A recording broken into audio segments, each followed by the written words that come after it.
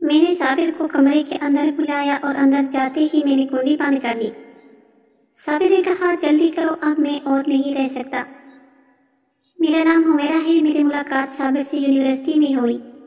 صابر بہت ہی خوبصورت ہینڈسم لڑکا تھا، میں دیکھتے ہی اس کے اوپر فدا ہو گئی۔ صابر بھی مجھے دیکھ کر پاگلوں کی طرح چاہنے لگا۔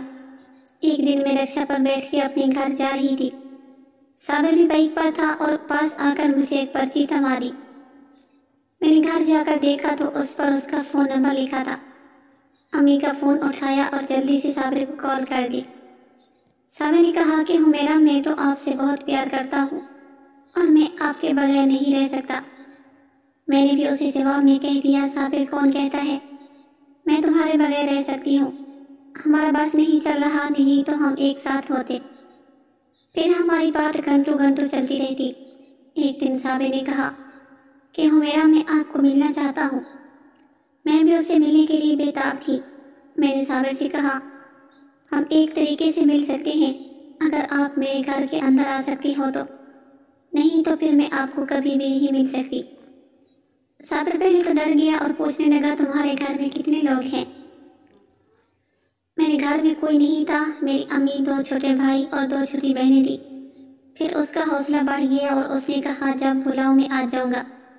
پھر ایک رات امی کو نیند کی گولیاں دے کر میں نے صابر کو اپنے گھر بلا لیا۔ جیسے ہی صابر دیوار پر لنگ کر آیا تو میری امی کی آنکھ کھل گئی۔ امی اٹھ بیٹھی۔ امی کو شک تو نہیں ہوا، لیکن میں اپنے کمرے کے اندر سوئی ہوئی تھی۔ صابر کو میں نے کہا اب جلدی سے واپس چلے جاؤ، امی اٹھ گئی ہے۔ صابر واپس چلا گیا اور 3 دن تک مجھ سے بات نہیں کی۔ اس نے مجھے کہا تم جھوٹی مکار لڑکی ہو، تم ملنا ہی نہیں چاہتی تھی مجھ سے۔ ایسے ہی مجھے رات کو سفر کرایا۔ میں پتہ نہیں کتنا دور آپ کے لیے آیا۔ میں نے صابر کو بہت منانے کی کوشش کی، لیکن صابر ایک ہی بات پہ اڑا رہا، اگر مجھے ملو گی تو میں مانوں گا، نہیں تو خدا حافظ۔ یہی کہہ کر فون بند کر دیا۔ میں رونے لگ پڑی، کیونکہ میں صابر کو دل و جان سے چاہتی تھی۔ پھر میری کوشش یہی تھی کہ کسی طرح سے امی کو پھر نیند کی گولیاں دو تاکہ میں صابر کو مل سکوں۔ پھر ایک رات امی نے کہا مجھے چائے بنا کر دو، تو میرے دل میں شیطانی چال آ گئی۔ امی کی چائے میں گولیاں ڈال دی اور صابر کو کال کر دی کہ صابر آج آپ نے ہر حال میں آنا ہے، کچھ بھی ہو جائے میں تم سے ملنا چاہتی ہوں۔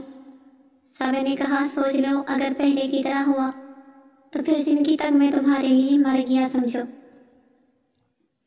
میں نے کہا ٹھیک ہے جناب، آ جاؤ۔ رات کے 11 ہو گئے، امی کو نیند آ گئی۔ میں نے صابر کو کال کی۔ صابر نے کہا میں تمہارے گھر کے باہر بیٹھا ہوں۔ میں نے کہا آ جاؤ۔ صابر دیوار پر لنگ کر آ گیا۔ جیسے ہی صابر آیا پھر امی اٹھ کھڑی ہوئی، تو مجھے لگ رہا تھا کہ آج صابر واپس گیا تو میری زندگی کا بھی آخری رات ہے۔ پھر میں نے ہمت کی کہ کچھ بھی کر کے آج امی سے صابر سے ملنے کی اجازت لیتی ہوں۔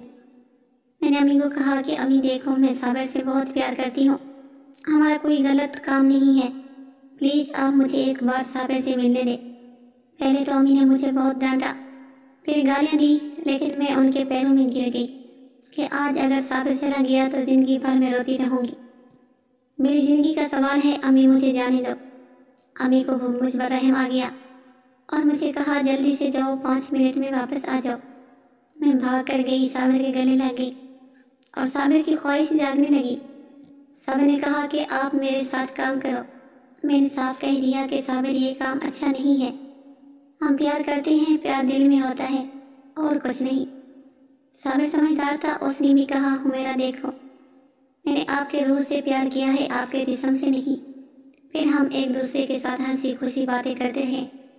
اوپر سے امی نے آواز لگائی کہ آپ بس کرو، آ جاؤ۔ پھر میں نے صابر کو کہا آپ جاؤ، ہم پھر ملیں گے۔ صابر گھر چلا گیا اور میں اب امی سے صابر کے ساتھ شادی کی بات کرنے لگی۔ امی شکر ہوا کہ مان گئی۔ میری اور صابر کی شادی ہو گئی اور ہم ہنسی خوشی اپنی زندگی گزار رہے ہیں۔ پیارے ناظرین، امید کرتے ہیں ویڈیو پسند آئی ہوگی۔ مزید اس طرح کی ویڈیوز دیکھنے کے لیے ہمارے اس چینل کو سبسکرائب ضرور کریں۔